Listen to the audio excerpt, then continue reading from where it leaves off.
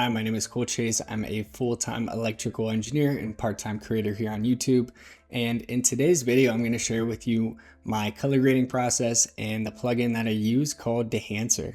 Now, full disclosure, Dehancer did reach out asking if I'd be interested in doing a tutorial on their product in exchange for a subscription. However, I have actually been using Dehancer here on the channel for probably the last year. It's been on the majority of my recent projects, and it's kind of been a staple for my color grading process.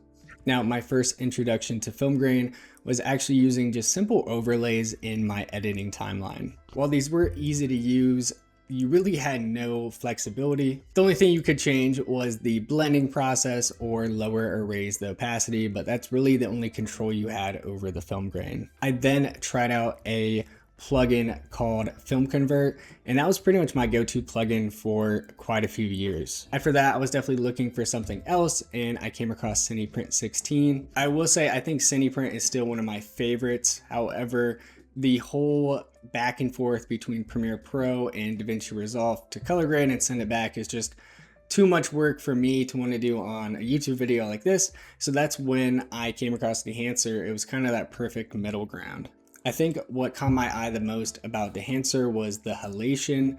That's kind of what first drew me to Cineprint 16, was getting that 16mm film halation, or film halation you would see in certain film stocks. Now, all the footage you see in this video has been graded using Dehancer, whether in a previous video or filmed specifically for this one. Now we are going to hop into Premiere Pro, and I'm going to show you how you can use Dehancer, and I'll also show you a couple pre-graded clips that I have and kind of how I achieved that look. So if you're interested in those, definitely stick around.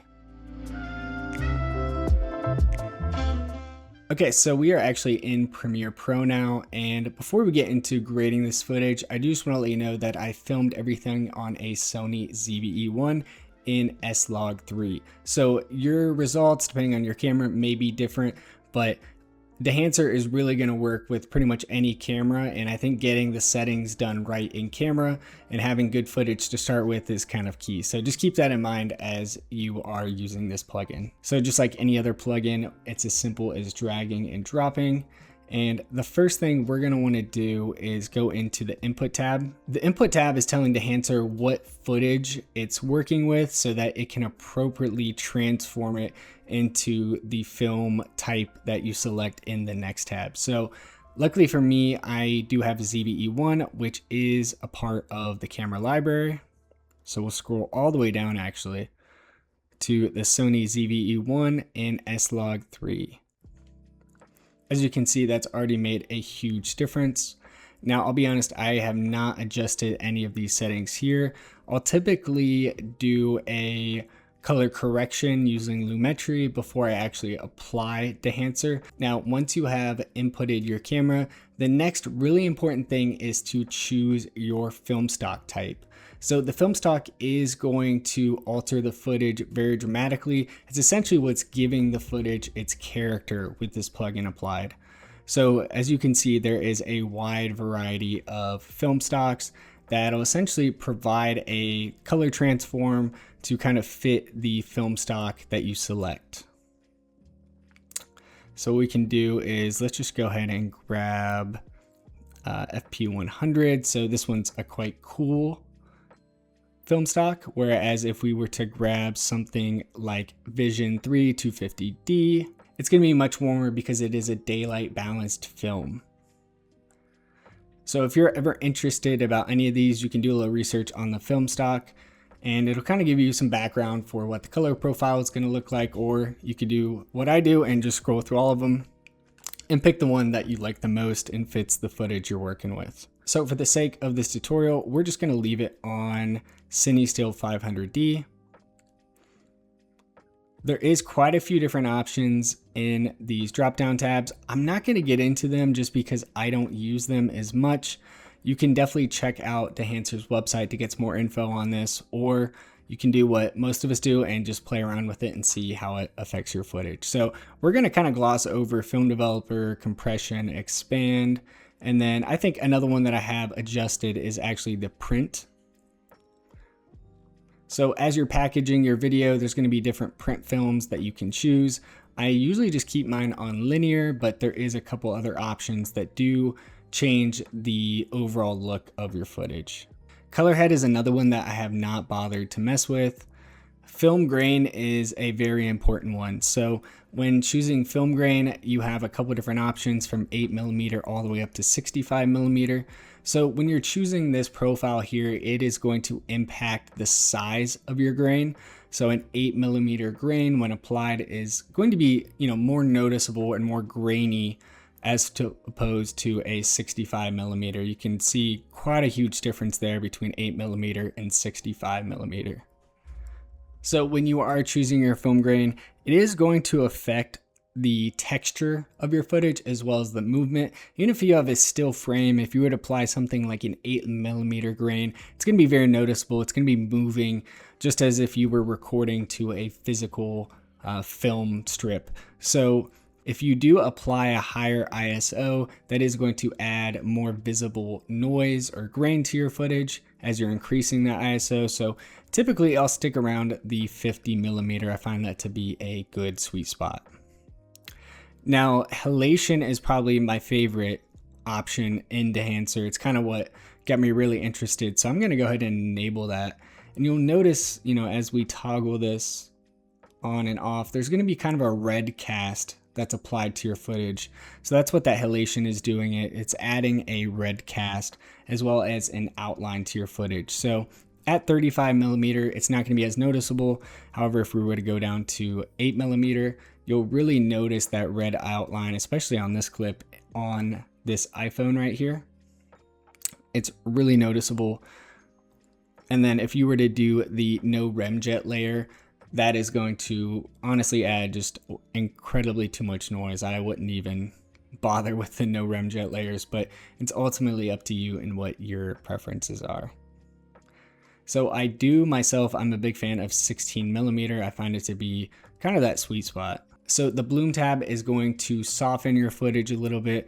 I'll go ahead and enable it here, and you'll see as I toggle this on and off, just a bit of a glow added to the footage. So it's kind of like a bloom. It just there are filters that can give the same effect. However, this is nice because it is in the editing program. I don't typically add bloom to my footage unless I am doing a black and white film stock, and then I do like how it looks, but in this case we're just going to leave the bloom off. Film damage and film breath, another two options I don't like adding. It does help sell the effect of film. It's just not something I've been able to get to the point that I really enjoy using it, and I haven't got anything with it that I've been happy with. So I typically leave film damage and film breath off. Same with gate weave. These are just helping sell the effect that it's a film emulation.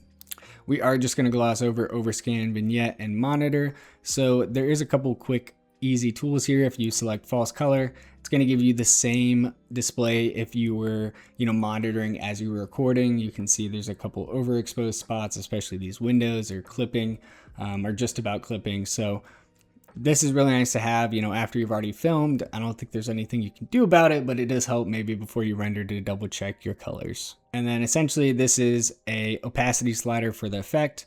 If you were to apply Dehancer to an adjustment layer and reduce the opacity, it should kind of provide a similar effect, but it's nice that it does have this slider here to control the effect. I have not exported a LUT. That's kind of something I want to check out. But I haven't gotten that far. So yeah, this is really just how I use Dehancer. And, before I wrap up this tutorial, I do want to show you a couple finished clips that I quickly put together.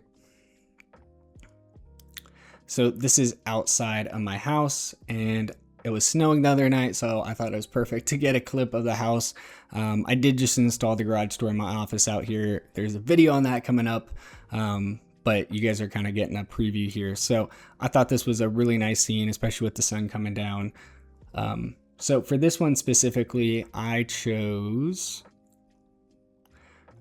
the Svema Type 42. Maybe, I'm not sure exactly what film stock that is. I've never heard of it, but I really like how it looked on here. I do have the 16mm grain applied, same ISO 50. That's kind of my preferred, honestly. Halation is applied, and I also have bloom applied here. So it is set at 35 millimeters, so it is going to be more fine and less noticeable. But if we were to go to say 8 millimeter, you can see just a slight increase in the bloom. I also have a clip of my office here. Again, just made some changes that I'm working on a video for.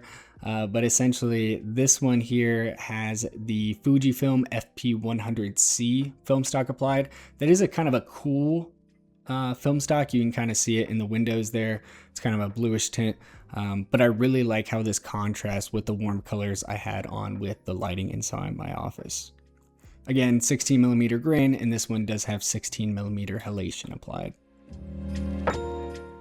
Now for this last clip, this is a shot that I got in my new office space at work, and the profile here is the Polaroid Polachrome 35 millimeter with an expiration date. So this must be an expired film stock that they emulated.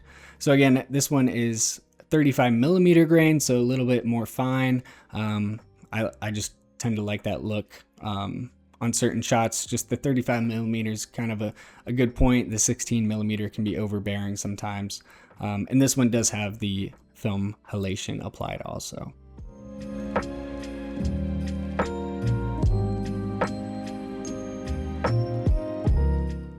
Alright, so that's going to wrap up this video. I hope this video has been useful to you. Don't forget that I do have a 10% code off using Tang Coal. It'll save you a little money as well as support the channel. So if you made it all the way to the end of the video, I just really want to thank you for watching and have a blessed rest of your day.